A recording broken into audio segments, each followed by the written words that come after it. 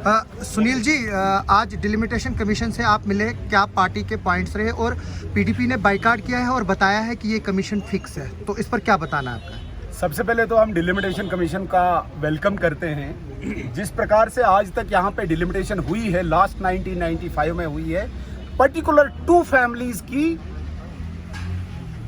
Parties को ध्यान में रखते हुए आज तक डिलिमिटेशन कमीशन बैठा है। ये पहली बार ऐसा हो रहा है आफ्टर 5 अगस्त 2019 जब रीऑर्गेनाइजेशन एक्ट आया, जिसमें डिलिमिटेशन कमीशन सेट हुआ है। पहली बार ट्रांसपेरेंट मैनर में डिलिमिटेशन कमीशन काम कर रहा है, जो पिछले 2 दिन से श्रीनगर, पहलगाम और आज उसी कड़ी में किश्तवाड़ में है। किश्तवाड़ में आज तीनों जिलों के नुमाइंदों को बुलाया गया है, अक्रॉस पार्टी लाइन बुलाया गया है, एनजीओज को बुलाया गया है, बार एसोसिएशन को बुलाया गया है। इसी कड़ी में भारतीय जनता पार्टी की एक टीम, 5 लोगों की टीम, रामबन, डोडा और किश्तवाड़ के तीनों जगहों से एक टीम हम अभी डिलिमिटेशन कमीशन से मिले। हमारे 2-3 मुख्य पॉइंट्स थे, मुख्य बिंदु थे। सबसे पहले हम 2011 की जो पॉपुलेशन है उसको नेगेट करते हैं, उसमें बहुत ज़्यादा फजिंग हुई है, इसलिए जो 2011 की सेंसस है उसको सोल क्राइटेरिया नहीं माना जाना चाहिए, क्योंकि हर साल इलेक्टर्स रोल जो है वो अपडेट होता है, इसलिए इलेक्टर्स रोल के बेस पे, उसके आधार पे कोई पॉपुलेशन का रेशियो निकाला जाना चाहिए। तो एक फैक्टर वो होना चाहिए।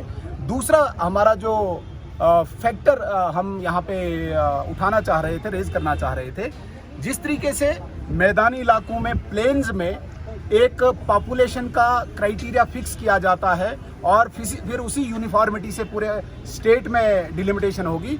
हमने उसके लिए ये कहा कि जिस प्रकार से अर्स्टवाइल डोडा की जियोग्राफिकल कंपैक्टनेस से, टीरेन है, वास्टनेस से, स्कैटर्ड पॉपुलेशन है, यहाँ पे प्लेन में जो क्राइटेरिया पॉपुलेशन का लगेगा वो यहाँ पे नहीं लगना चाहिए। यहाँ पे कम पॉपुलेशन पे पब्लिक कन्वीनियंसेस को देखते हुए, जियोग्राफिकल टीरेन को देखते हुए, यहाँ पे कम पॉपुलेशन पे कंपैरेटिवली प्लेन एरिया में यहाँ पे सीट्स को डिलिमिट करना चाहिए।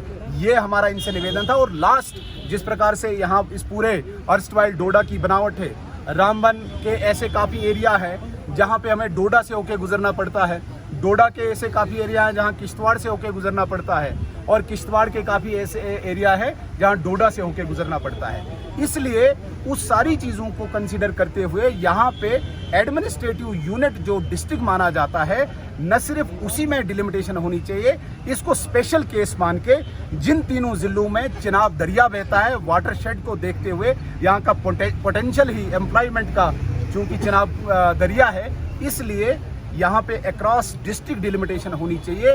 यहाँ पे जो एडमिनिस्ट्रेटिव बेसिक इनके यूनिट्स हैं उनको अक्रॉस डिस्ट्रिक्ट भी डिलिमिटेशन में कंसीडर किया जाना चाहिए। ये हमारे पॉइंट्स। पीडीपी के एलिगेशंस पर क्या कहना है आपका कि क्या ये वाकई कमीशन फिक्स है? ये किसने एलिगेशन? ये पीडीपी बोल रहे हैं, उन्होंने बाइकाट।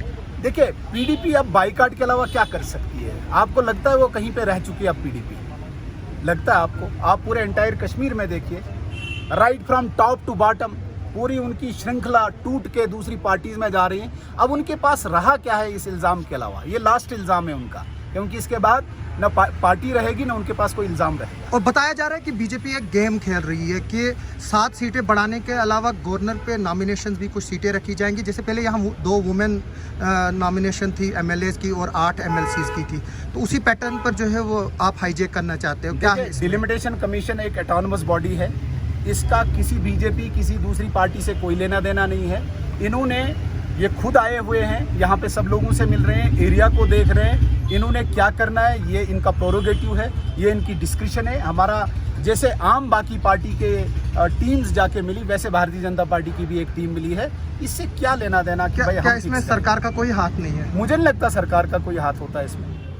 Thank you.